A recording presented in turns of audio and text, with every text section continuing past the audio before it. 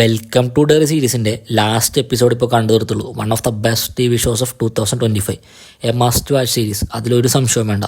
ഇത് ഇറ്റ് മൂവിയുടെ പ്രീക്വലാണ് നമുക്ക് എല്ലാവർക്കും അറിയാം. ബട്ട് ഇതിൻ്റെ 7th എപ്പിസോഡ് കണ്ടു തീർന്നപ്പോൾ ഞാൻ വിചാരിച്ചത് ഇറ്റ് മൂവിയുടെ ചാപ്റ്റർ 1ഉം ചാപ്റ്റർ 2ഉം കാണണമെന്ന് ഒരു നിർബന്ധമില്ലായിരുന്നു. ബട്ട് ഈ ഫൈനൽ എപ്പിസോഡ് കണ്ടു കഴിഞ്ഞപ്പോൾ ഒരു കാര്യം മനസ്സിലായി. ഇറ്റ് മൂവി കണ്ടിട്ടുണ്ടെങ്കിലേ നിങ്ങൾക്കിത് കണക്റ്റായിട്ട് വരുള്ളൂ. ഈ എപ്പിസോഡിൻ്റെ ഏറ്റവും വലിയ ഹൈലൈറ്റായ സീൻസായിരുന്നു അത്.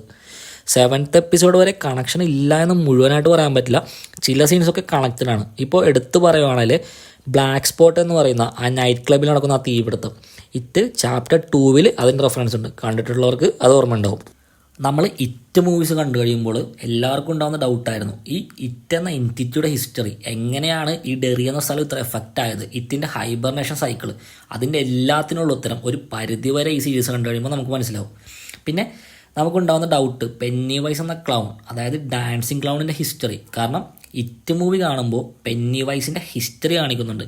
മെയിനായിട്ട് പെന്നി വൈസിൻ്റെ മകളെ ഒരു ഓൾഡ് ലേഡി ആയിട്ടാണ് നമ്മൾ ഫിലിമിൽ കണ്ടിട്ടുള്ളത്.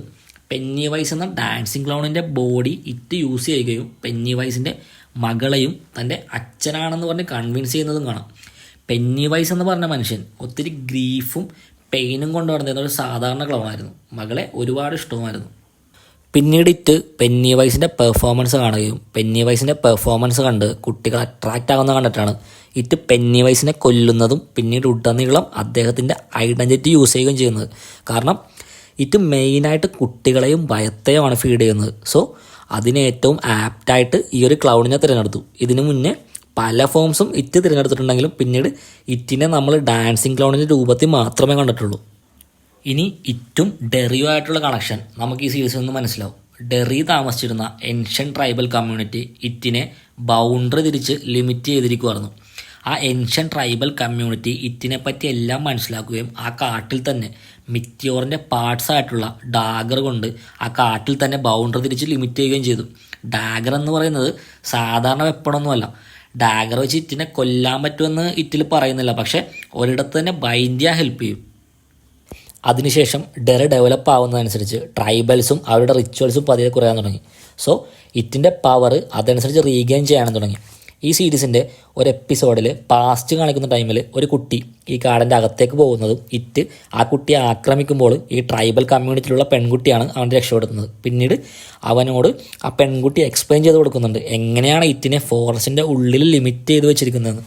പിന്നീട് ആ കുട്ടിയാണ് മെയിനായിട്ടുള്ളൊരു മിലിറ്ററി ഓഫീസർ ആകുന്നതും ഇറ്റിനെ വെച്ചിട്ട് വാറിഞ്ഞൊരുങ്ങാനുള്ള പ്ലാൻ ഇടുന്നതും നമുക്ക് ഈ സീരീസിൽ കാണാൻ പറ്റും. ആ ഓഫീസർ ഇറ്റിനെ ഫ്രീ ആക്കാനാണ് പലപ്പോഴും നോക്കിയിട്ടുള്ളത്. അതിൻ്റെ ഭാഗമായിട്ട് ആ ഓഫീസർ ഡാഗർ കണ്ടുപിടിക്കുന്നതും ഡിസ്ട്രോയ് ചെയ്യാനും ശ്രമിക്കുന്നുണ്ട്. നമ്മൾ വീഡിയോയിൽ ആദ്യം പറഞ്ഞു തുടങ്ങിയതുപോലെ തന്നെ ഈ സീരീസിലൂടെ നമുക്ക് ഇറ്റിനെ പറ്റിയിട്ടുള്ള കംപ്ലീറ്റ് പിക്ചർ തന്നെ കിട്ടുന്നുണ്ട്. ഹൊറിഫിക് സീൻസ് അല്ലാതെ കുറേ ഇമോഷണൽ സീൻസും ഫ്രണ്ട്ഷിപ്പും എല്ലാം തന്നെ ഈ സീരീസിൽ നമുക്ക് കാണാൻ പറ്റുന്നുണ്ട്. റിച്ചി എന്ന് പറയുന്ന ക്യാരക്ടർ ഈ സീരീസ് കണ്ടു കഴിയുമ്പോൾ നമുക്കൊരു സ്പെഷ്യൽ ഇഷ്ടം തന്നെ തോന്നും, എസ്പെഷ്യലി ഫൈനൽ എപ്പിസോഡിൽ. ഈ ഫൈനൽ എപ്പിസോഡിൽ നമ്മൾ ശ്രദ്ധിച്ചിട്ടുള്ളത് ഹലോറൻ്റെ പെർഫോമൻസ് തന്നെയാണ്. ഹലോറൻ തന്നെയാണ് ഈ ഒരു സീരീസിൻ്റെ ഹീറോ എന്ന് വേണമെങ്കിൽ പറയാം. ഫൈനൽ എപ്പിസോഡിൽ ഇറ്റിനെ മാസ്ക് ചെയ്യുന്നൊരു സീനുണ്ട്, അടിപൊളിയാണത്. ഒരേ സമയം ത്രില്ലിങ്ങും ഹൊറിഫിക്കും ആയിട്ടുള്ള ഒരു സീരീസാണ് നിങ്ങൾ പ്രിഫർ ചെയ്യുന്നതെങ്കിൽ welcome to Derry is the best one.